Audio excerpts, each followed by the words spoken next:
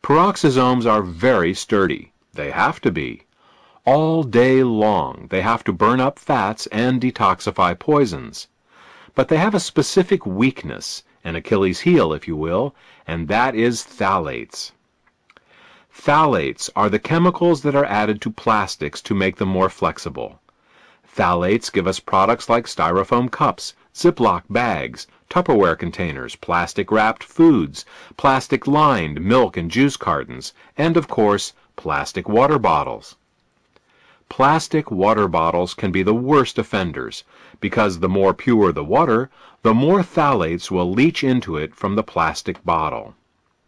It's a cruel irony that health-conscious people who drink bottled water are actually taking in more toxins from their plastic water bottles than they would get from drinking unfiltered city tap water.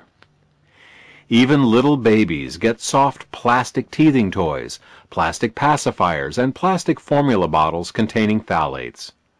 Phthalates are also found in clothing, toys, cosmetics, perfumes, nail polishes, hairsprays, skin creams, mosquito repellents, toothbrushes, car interiors, hoses, paints, vinyl, sealants, adhesives, and the list goes on. Look around you.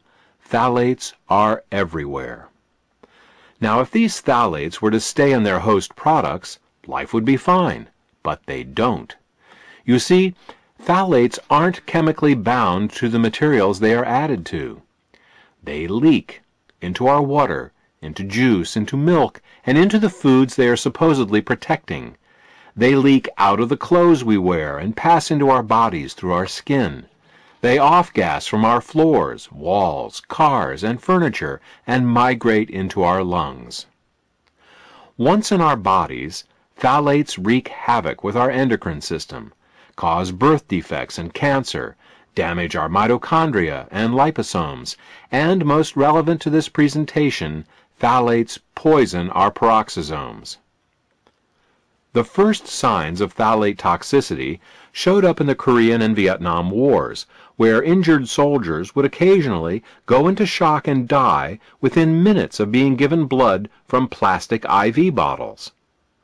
Before that time, blood was stored in glass bottles, but in 1948, with the invention of plastic blood storage bags, the military abandoned the storage of blood in glass bottles since they were too easily broken in a wartime environment. Unfortunately, the phthalates leaked from the plastic bags into the stored blood and then were poured directly into those poor soldiers' bodies. Many good men died not from their wounds, but from phthalate toxicity. Medical researchers, who noticed that a greater number of men died of shock in these modern wars, attributed that fact to the hotter climates, but phthalates were the more likely culprit.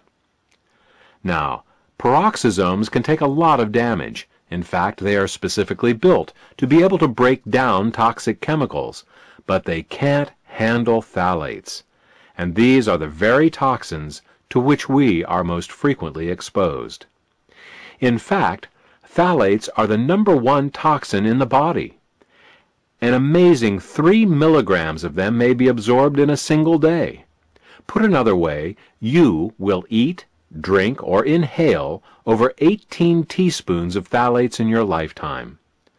Many health-conscious people now eat organic foods to minimize their pesticide exposure, which, of course, is an excellent idea. But what they are unaware of is that phthalates are even more toxic than many pesticides, and that in an average day we absorb many more phthalates than we do pesticides. So, to keep the peroxisomes healthy, the first thing you have to do is to get the plastic out. You can do this by minimizing your exposure to plastics. Unfortunately, avoiding all plastics is virtually impossible in the modern world, which brings us to the second thing we need to do. We need to actively remove the phthalates from our bodies. This can be accomplished in 2 ways. The first method is to take regular saunas. A certain amount of phthalates can be removed with a good old-fashioned sweat, and this is something each of us should be sure to do at least once a month. Unfortunately, this can only get rid of the phthalates that are in the skin and fat. To get the phthalates out of the deeper internal organs, we need to employ another technique. To get the deep-seated phthalates out of the body, we need to use our innate glutathione detoxification system. Glutathione is the body's main detoxifier, and, fortunately, it can remove phthalates. Outside of detoxifying poisons, the main function of the peroxisomes is to burn fat. So, when our cells sense that fat and oil consumption has increased, they produce more peroxisomes to help metabolize them. Likewise, if they sense that less fats and oils are being consumed, they decrease in number.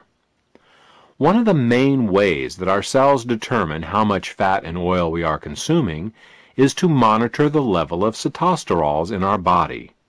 Since sitosterols are always found in fats and oils, this gives the cells a way to determine the amount being consumed, and then to increase or decrease peroxisome production accordingly.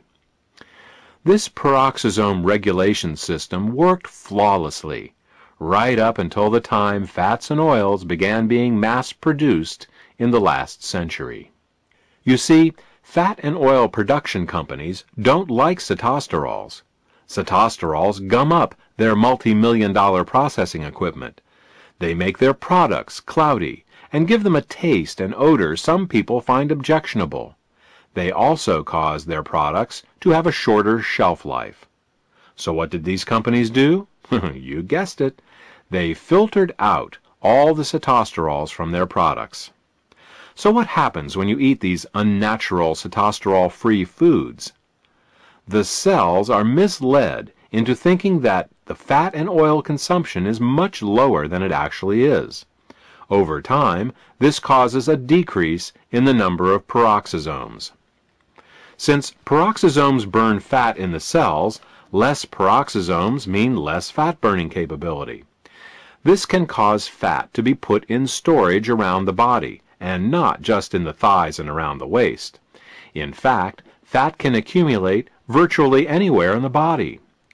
When fat accumulates in the arteries, it is called atherosclerosis. Fat accumulation under the skin is called cellulite. Fat can and does accumulate in every organ, including the heart, brain, lungs, nerves, liver, bone marrow, and the spleen, to name but a few. So, what can we do?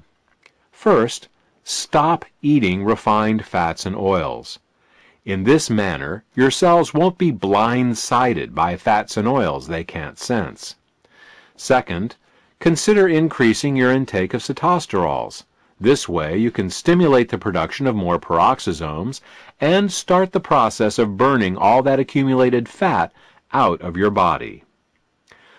According to the Centers for Disease Control, 57% of Americans are overweight, and nearly 1/4 of our population is clinically obese. Detoxification, diet, exercise, and peroxisomes. A complete weight loss program must take all 4 of these subjects into consideration. So, let's recap. Every cell has peroxisomes in them, whose job it is to burn fat and detoxify poisons. Peroxisomes are under continual attack by the most common of all poisons in the human environment, phthalates. Peroxisomes are also artificially decreased in number due to sitosterols being processed out of our foods. The decreased number of peroxisomes in our cells can lead to fat deposition in all the organs of our bodies, as well as an accumulation of many chemical toxins that the peroxisomes would otherwise neutralize. The solution is fourfold. 1. To avoid phthalates whenever possible. 2. To break into a good sweat at least once a month to sweat out some of the phthalates. 3. To support our glutathione detoxification systems so we can detoxify those phthalates we can't sweat out. And 4. To increase our sitosterol intake so as to stimulate the production of more peroxisomes.